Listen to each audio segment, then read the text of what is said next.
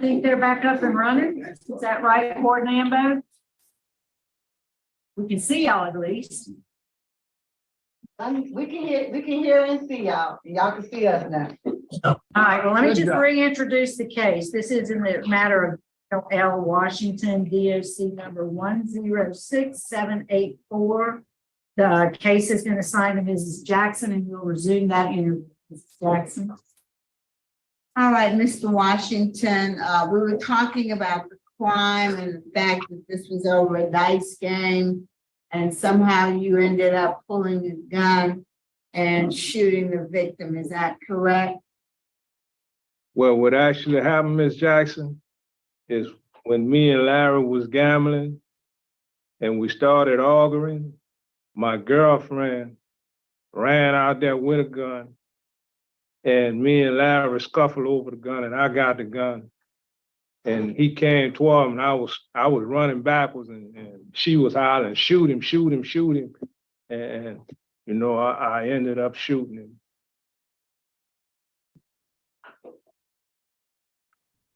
And what did you do after he was shot? I gave her the gun and I left. And when were you arrested? A few hours later. Now you have a prior conviction for a negligent homicide, is that correct? Yes, ma'am. That was a car accident. Somebody got killed in a car accident. I was driving. Mm-hmm. And you were drunk, right? No, ma'am. I didn't have enough alcohol in my blood to declare I'm illegally drunk, but I just pled no contest because I was speeding. But have you been drinking? That night, I had The night of the negligent homicide. I had drank a few beers, but it was raining, it was pouring down raining, and I was speeding. And somebody pulled out in front of me. They were sitting at the intersection. As I was coming, I was going real fast. And they wait till I got right up on them and they pulled out in front of me.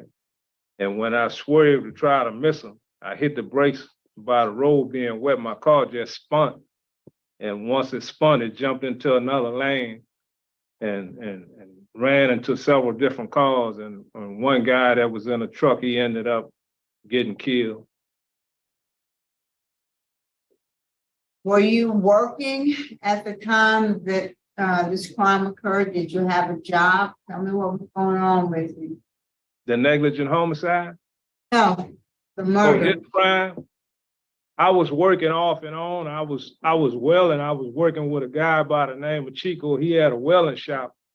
And every time he needed somebody to weld for him, he would come get me. He couldn't employ me full time because he only had a few jobs. And whenever he got a job, he came by the house and got me to go do it for him. So you had learned welding before you went to prison? Yes, ma'am. I was a certified welder. I worked for Common, Cisco, and I traveled all over the states welding. Well, what's your job at the prison? Well, right now I work at death row. I help serve the food and keep the building straight. How long have you done that? Well, I've been working at death row for about the last 9 years. And how did you end up with that job? Well, this particular job, I ended up with that because I was first the shower water. I used to keep the showers clean. And they needed somebody else for to serve the food because they can't never keep nobody stay over that long. So I ended up, the colonel just put me over there. So How did you end up staying there 9 years? I cleaned the shower for about 8.5. Well, you said people wouldn't stay over there. I'm trying to figure out why you stayed over there. Because, I just do what they tell me to do. What other jobs have you had in the prison? Well, before that, I was a yard all, and before that, I worked at the training academy for about 6 years in the weight room. I used to help train free people. And you got your GED before you came to prison? Yes, ma'am. As a result of the accident that I had with the negligent homicide, they Mhm. gave me a 3-year suspended sentence. And one of the conditions of their sentence was that I go back and get a GED. All right, so what are some of the programs that you've taken since you've been incarcerated that you think were helpful for you personally? Well, I took several programs. I took Thinking for a Change. That was very helpful because it helped me think for a change, help you Okay. see things different. I took the victim awareness. That was very helpful because, Get out of victim awareness. ma'am, What did you get out of victim awareness? well, I learned a lot from victim awareness. I learned how to see things from other people's aspects. I learned empathy, how to look at things and feel what the next person was feeling, as if it happened to me. Like, in my accountability letter, I wrote about how my son got killed over in Afghanistan and how it made me feel the same thing somebody else would feel in the instant that their loved one was killed. So I realized, how to be considerate of others people's feelings instead of just my own. You took anger management, you took cage your rage. Yes, What'd you get out of that? Well, I learned how to avoid different situations and not act off impulse. So before something build up inside me, I learned how to deal with it and with more diplomacy in a better way. You think that would have helped you back when you committed this crime if you had known how to handle it better? Yes, ma'am. When I committed the crime, I was kind of lost. I was young. I was wild. I grew up in an environment that was really wild, and I didn't have consideration. I didn't think about nothing but myself at that time. So, I was a totally different person. I'm not the same person that I was then that I am now. I basically grew up here in prison. When did you get involved in music? When I was a kid, I played music all my life. Before you came to prison? Yes, ma'am. Okay. Are you still in the band? Well, they don't have one right now, but I got a couple of guitars and I still get my practice in. I still play and write music. All right. What kind of community service work have you done since you've been in prison? What have you done to give back to your fellow inmates or the institution? Tell us some of the community service work you've done.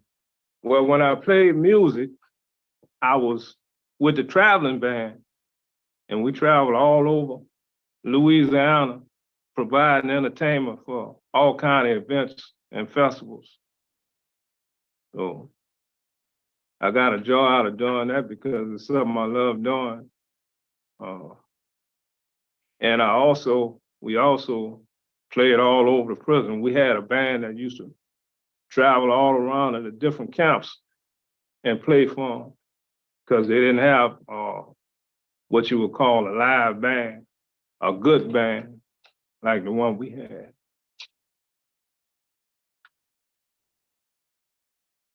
You're not taking any substance abuse classes. I didn't see any. Have you taken any substance abuse classes?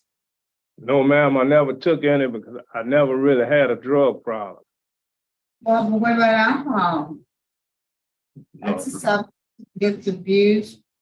You didn't think you needed to address your drinking? Well, I didn't do a whole lot of drinking when I was on the street, but here you can't get alcohol. Well, I'm not gonna say you can't get it. You can get it, but I don't want nothing that's gonna alter my senses because that's how I got here by not thinking straight. So I got the mentality that I want to have a sane mind at all times. So I don't fool with drugs. Well, if you were successful and were able to be released, how would you cope with the pressure and the stress of life on the outside and prevent yourself going back to using alcohol? Well, like I said before, Your Honor, I don't abuse alcohol. I never really did. I have drank a little bit, but I never really drank to where I was dependent on it.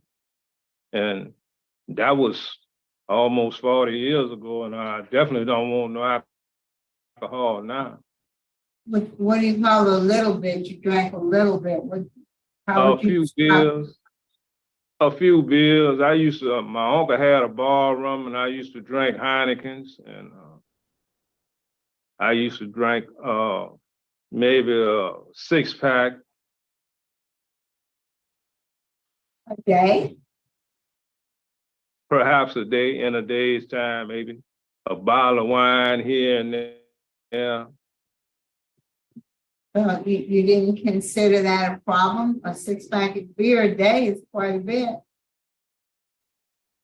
Well, I imagine it was a problem at the time, and that was one of the problems that perhaps led to me being incarcerated now. But if I was to go back out into the street, I mean, I wouldn't fool with it because I have a strong constitution. I don't want nothing that's gonna alter my senses. You know, I want to be able to think straight at all times, because not thinking straight is why I'm here now. Well, what would your transition plan be if you were successful? Ma'am? So what would your transition plan be? Where would you live? Where would you work? How would you support yourself? Well, right offhand, I plan on going to the Parole project, and I plan on painting. I'm a successful, well, I say successful because I make plenty good money off of paintings and the hobby craft stuff that I do. You don't mean house painting, you mean art painting, correct? Yes, ma'am. Art. I'm an artist. I'm a self-taught artist. And well, how much do you make with your paintings? Well, I sell my average painting for about $250. So I only had 7 this rodeo, and I made approximately $3,300 in those 5 days. Where would you live long term? Well, I plan on getting my own place to live, my own apartment, and just get me a little regular job and do hobby craft, the stuff that I do, and sell that too at festivals and stuff. What city do you plan to live in? Well, I really don't want to go back where I grew up at, because you know, I got bad memories there, and I feel like I can go anywhere and live a normal life because I'm a driven kind of person, and if I could make a few dollars and take care of myself in here, with a little bit of nothing out there, I'm pretty sure that I could take care of myself pretty good. You have any family?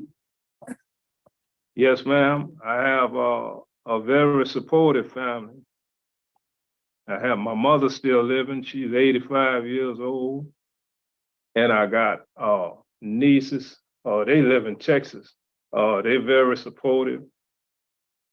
I got grandkids. They're in Florida. They're very supportive. So I got a good family. Well, are any of them willing to allow you to live with them? I can go live with any of them. I mean, Have they told you that? One thing to think that, it's another thing for them to tell you that. well, I know I can go live with my mom because she got a big house and she lived up by herself. Well, she got her sister living with her now, but she needs somebody to live with her, you know. And where did you live? She live in Harvey on the West Bank.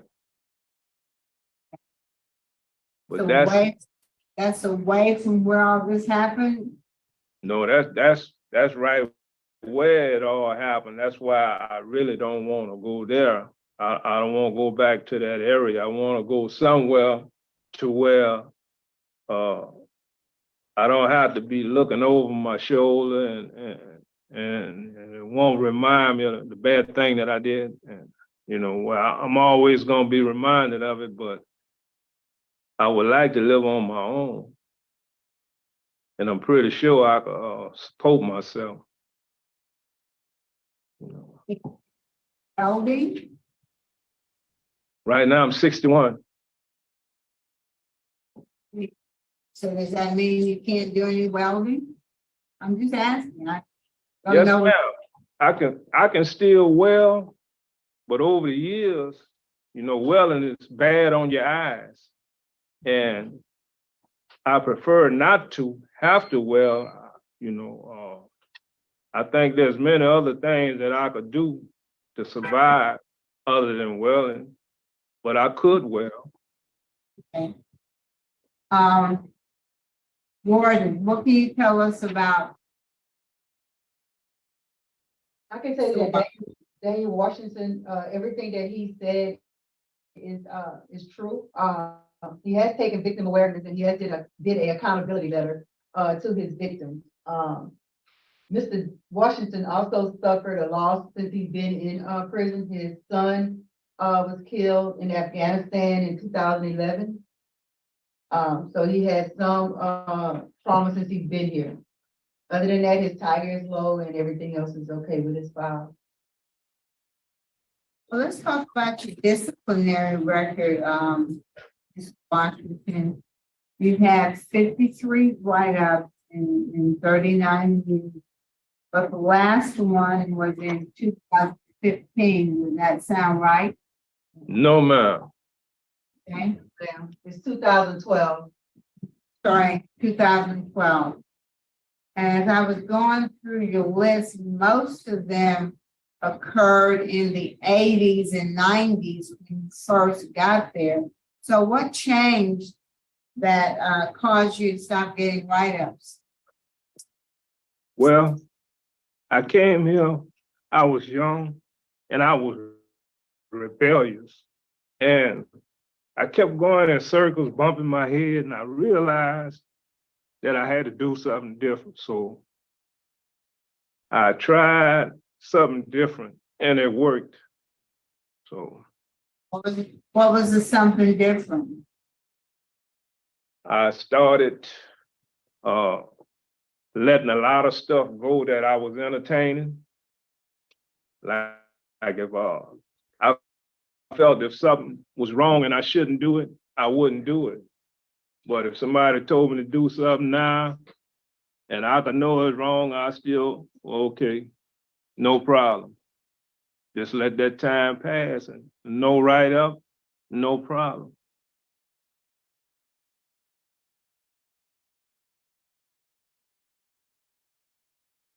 If you could say anything to the victim's family, what would you say to them? I would say that I'm very, very sorry that I killed his brother and they son. I'm very sorry. I shouldn't have done it.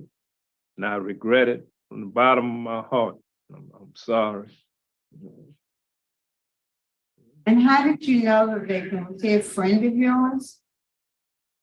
Well, we wasn't what you might call friends, but we was associates. We associated like, we played dice together. That's about it. We just ended up in a dice game that night together. And we wasn't really friends, but I knew him. All right, thank you. That's all I have tonight. We'd like to hear from the folks in supporting. First, we'd like to hear from the parole project, Mr. Myers. Yes, good afternoon, Kerry Myers Parole Project. Actually, good to be here. Power back. Well, I shouldn't have said that. Almost 40 years for this offense, and Mr. Washington has certainly expressed his remorse. He understands the gravity of his actions. He understands clearly that he could have done something different. That's what maturity does. That's not the 23-year-old man who committed the crime. He's a Class A trustee. He's worked the same job for the last 9 years at death row, which is a very difficult place to work. He doesn't have a disciplinary write-up since 2012 in 10 years. And most of his write-ups were early in his incarceration. He's got skills. Parole Project is committed to supporting Mr. Washington. While he does say he has his mom there, and that is a backup plan. We are prepared to help Mr. Washington resettle, get his life back together, help him find employment, commit to him long term if needed be. That is not a problem. We know that he'll be productive. We know we can find him employment with his skills. We will provide him with the tools that he needs during his reentry, during that transition.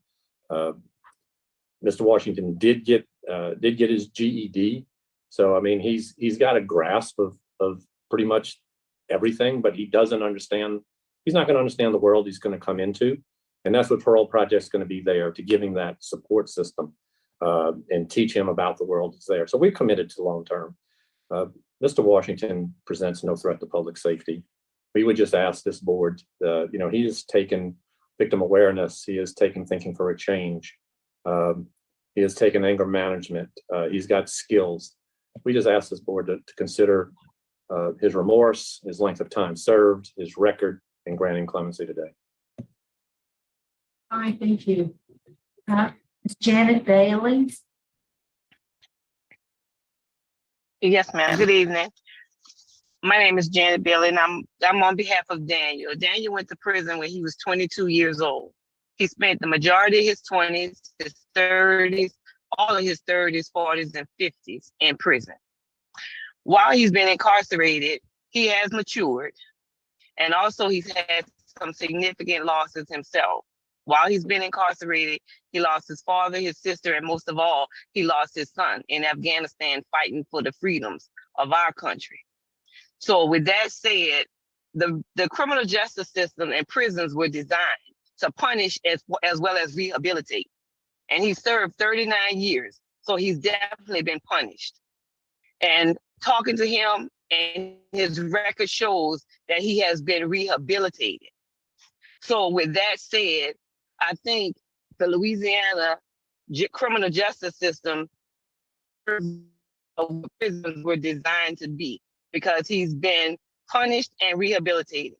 His art is something that one can only speak about, because I started a business with his mom because his paintings were just magnificent. I started a business with his mom called Lola Phantom Arts. I put his paintings in different galleries. They sold. We participated in Gretna Shop the Huey, Gretna Festival, the Jean Lafitte Seafood Festival, and his paintings sold, as well as his leather goods. Everything sold. So he has a market. He's learned skills in Angola, and that can serve as a viable tool for him to support himself. So I just wanted to say that being rehabilitated and punished, which is what the prison system was designed to do, I think they have achieved that in Daniel, and he deserves a second chance at life. Thank you, ma'am. And Miss Castana Washington, Mr. Washington's mother.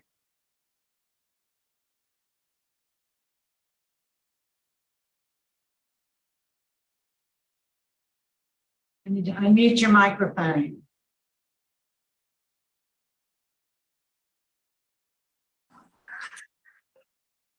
Okay, all right. So you're here. I'm here.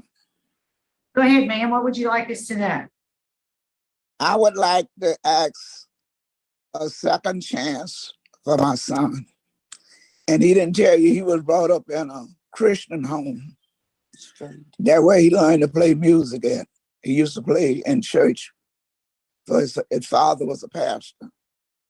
He strayed away, like he said, he was hot-headed, and he strayed away.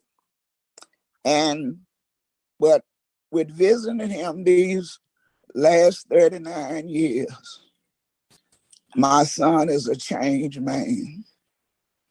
And all I ask for is a second chance. He have a good skill. He was smart when he was out, but he just was hard-headed at the time.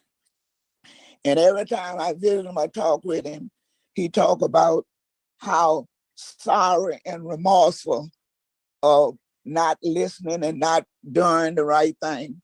But now that he knows better, and I really and truly in my heart believe that he knows better.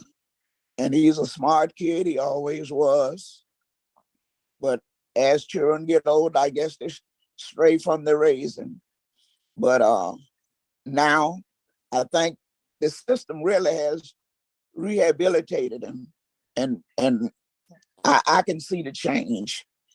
And I really think he'll be a help to society with what's going on now, to let the young people know that that's not the life to live. And all along my life, since my son been gone, that's been my job in the neighborhood, talking to the young men, and they respect me highly. Even though my son was locked up, I was trying to save somebody else's son.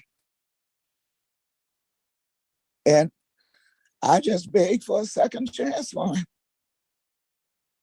And I know he can make a living for himself, but he say he doesn't want to come back to Harvey. And we will always support him wherever he is. You know, I'm 85, but I'm still active and I still work and work in the church. The church is still where my husband pastored. He passed away 16 years ago. I've been a widow for 16 years. But God has been taking care of me. And that's what I believe in. And I know he's able. And I'm just getting teary-eyed because I'm just, every day that my son been punished, believe me, I've been punished too. And I'm just, sometimes I wish it would have been the different way around, because every day that he served, I served it with him. So that's the love that I had for him. And so, and what he said, it really made me feel good, because he tells me that, and we talk every week, sometimes twice a week. And he got plenty of family to support him. And yes, I really think he has been punished. He has been punished. And so that's all I got to say. And I just I thank the system for taking care of my son.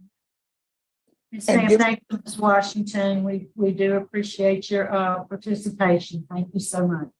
Okay. At this time, we'll hear from the DA's office, Mr. Meyer. Yes, ma'am. Randy Meyer, Assistant DA in Jefferson Parish, and we're opposed to his request at this time. You know, looking back at his prison record and the things that he's accomplished while he's been in prison, the vast majority of that is dealing with music and playing in the band and had all the benefits that he had going along with that. His rehabilitative programs are very limited. He's had 100 hours. He's taken anger management. He got his GED prior to this part of this incarceration.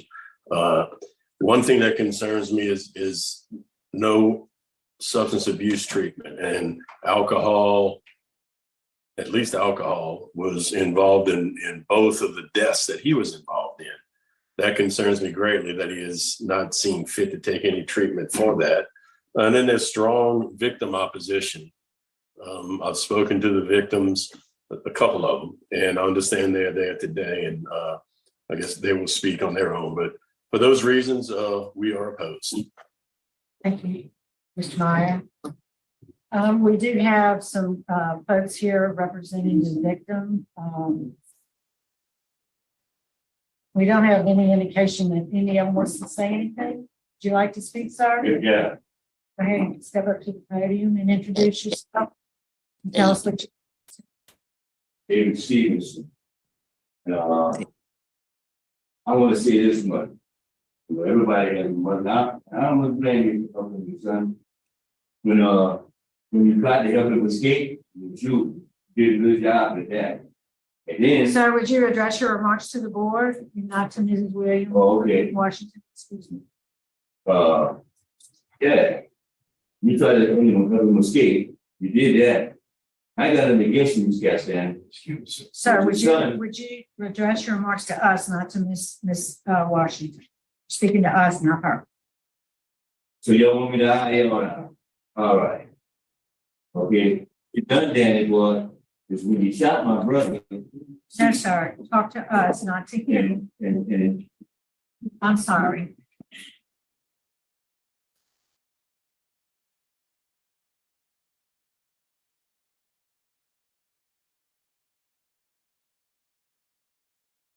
all right, well, when you grab that gun out of here. When you grab the gun, I'm just talking wrong. Just do that. Okay, All right. I get it. But you're talking to us, not him. Yeah, I'm not speaking about it, I'm not talking anytime different way. Okay, So anyway, when you had the gun, and she reached you the gun and told you shoot. I didn't know you should have thought, but he didn't think. He didn't not take 1 second to think. And then for him to come in here and tell you all that drugs wasn't involved. Yes, drugs was involved. That's one of the main reasons that my brother beat him in the dice game, won his money. Then after that day, he said he ran. He ran to my brother and went in his pocket and took the rest of the money out of his pocket. And then he ran. All right. So all the doing good that he doing in it, let him stay in it and keep doing good. You understand? So. yes, sir, thank you so much. I appreciate it. You can make a brief statement, yes, sir. Just introduce yourself first. My name is Stevenson. I'm David.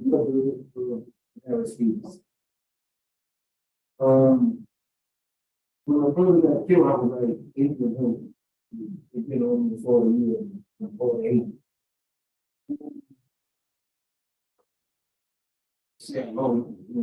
My best friend was sitting away from me. Really, he was like father figures. He was expected to live. Think about him a lot.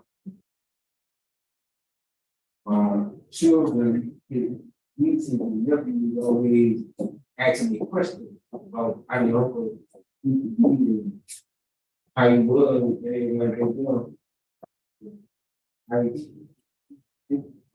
be hard, we did everything. But I do, but I do.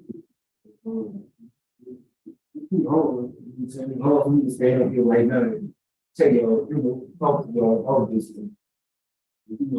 Listen. Sometimes I sit, in my house and, run by myself and I cry and think about it. Yeah, died a couple of years after, got killed a couple of years after my mom had died. So, that was really hard. And, my brother, I never see his nieces and nephews, never see what they accomplished and what they had done. But he done it. You know what I'm saying? I understand that the mother, family Washington, concerned about her mom, about her son and stuff, and I know she's proud of the accomplishments he made since he did the court with. But he's still breathing. He still got he still talk to his family members. My brother can't talk to me.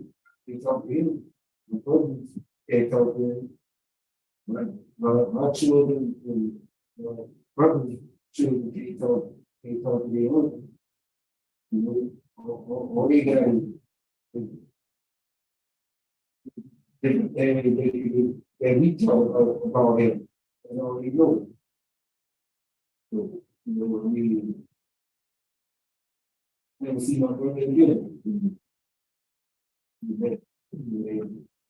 Okay, yeah. And so my children come to ask you about them and make me even look bad.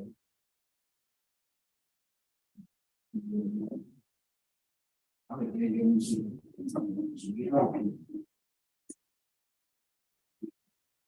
I'll give it, but I'll forget.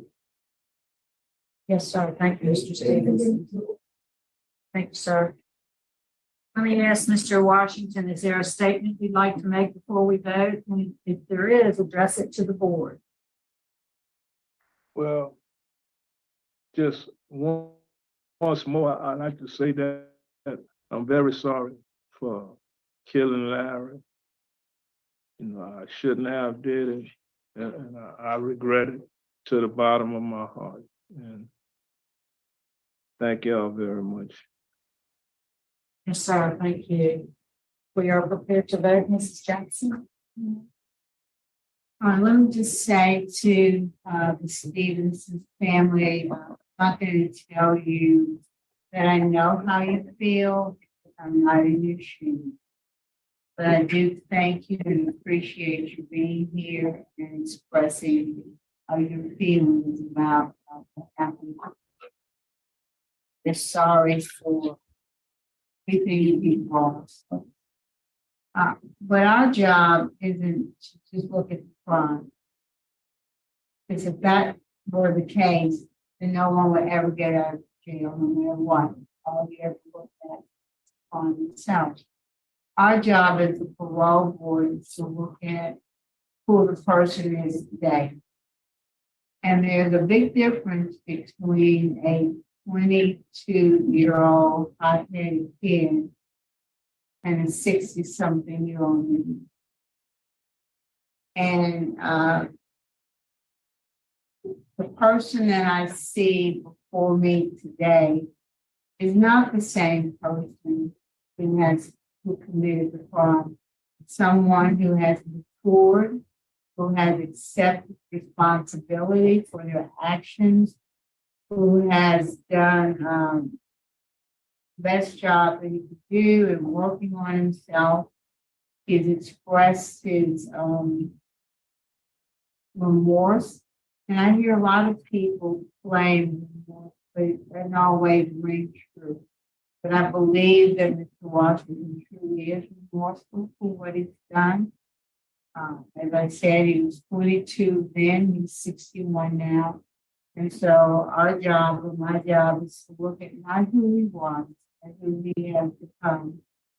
And so my vote today would be to grant to recommend a commutation to 99 years because of the day, because of the length of time he served, because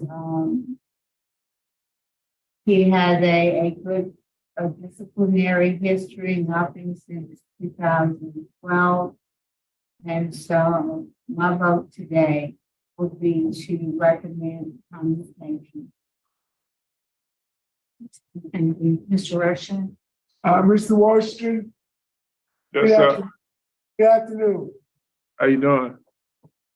I'm fine, thank you. I thoroughly enjoyed your interview. You were calm, collected, and you were truthful, and you answered all Ms. Jackson's questions to the best of your ability, and I enjoyed listening to you. Thank you. Based upon a very good interview, based upon length of incarceration, you're a Class A trustee and have improved disciplinary record, no disciplinary write-ups in the last 10 years. My vote is to commute to 99 years with immediate parole eligibility. Mr. Mirabella? Thank you very much, sir. Thank you, Madam Chairman. Mr. Washington, I do believe that you need some substance abuse. This step today is a commutation. That's what you're asking for. I agree with my colleagues. I think that you've done enough to get that, to get my vote today. But assuming you prevail today, you still have to go up for parole. And I'm going to suggest that in between now and then, you take some programs that involve substances, so you can get an understanding that there is an issue of drinking. And you know, I know you said you didn't drink very much, but 6-pack a day, wine here and there, those are the things that get you back in trouble. So I think you need a little bit more work with that. But my vote today would be likewise to recommend to the governor that he commute your sentence to 99 years with immediate parole eligibility. So good luck to you. Thank you very much. Mr. Freeman? I concur with the other board members and also vote to grant commute to 99 years. All right, Mr. Washington, and I do also concur, based on your age and length of incarceration, to commute your sentence to 99 years. So we'll make that recommendation on behalf of the government. Good luck to you, sir. Thank you very much. Thank you all.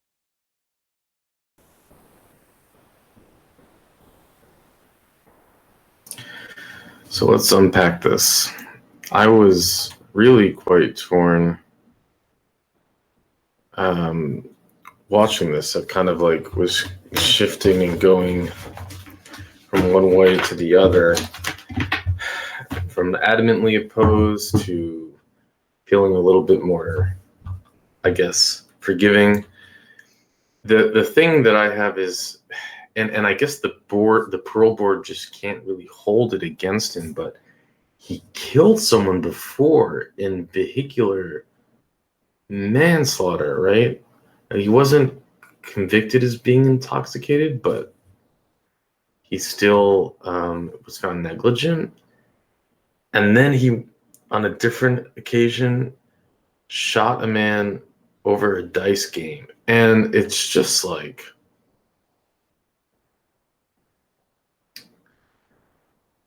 that's just pretty intense. Now, let's go on the flip side. He was 21 years old then. He's 61 now.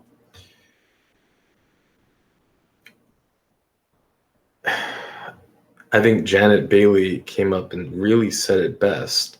She said he served 39 years, and the prison system is meant for two aspects, punishment and rehabilitation, and it had served both.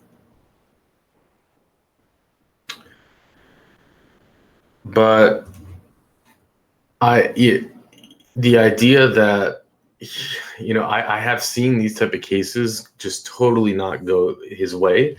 He's been in there a really long time, 39 years, and he's taken like 2 courses or 3 courses, and none of them had to do with AA or substance abuse. And I have straight up we have seen so many times where no matter what you do and how many redeeming factors you are, if you don't take those courses, then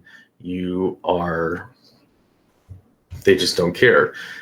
Now, again, remember, like was said, he has the right to now get parole. The governor has to sign off on it. Then they're going to meet him officially for a parole hearing. It's not going to be like this. There won't be, the prosecutor won't be there, and they won't have the victims there. It's a much quicker hearing. And hopefully he, just to show how serious it is, if anything, because it's been a long time. He has a great record and hasn't had write-ups. But I think just to take those programs just to show that he's serious about his sobriety. Admitting to having 6 beers a day, it doesn't make you a raging alcoholic. A lot of people might have 6 beers a day, but it's also what he's admitted to. If that's what you admit to, he could have been having 18 beers a day. And he's killed 2 people on alcohol, so, But another redeeming factor, and I don't know if there should be one, I think it is that, well, let's put it this way. Do you think it is? Do you think losing a son for your country in Afghanistan should buy you some leniency for the father? That's an interesting question. I don't know if that had anything to do with it or not, but I think it's a question worth asking. You lose a son in Afghanistan, now you're up for parole. Does that make a difference?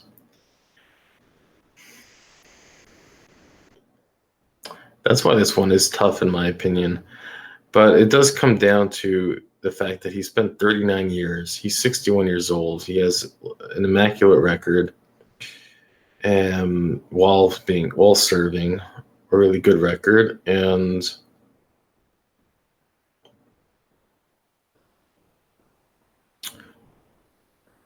something that caught out was what his mother said. Every day he served, I served with him. That's pretty painful.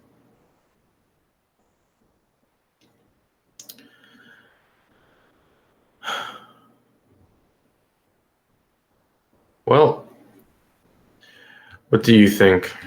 Do you think that, he was just a completely different person? He's not a risk to society. He served his time. He's been punished. I'd like to hear your thoughts. This was a tough one for me, so I really like to get some clarity on this. With that, I'll let you go.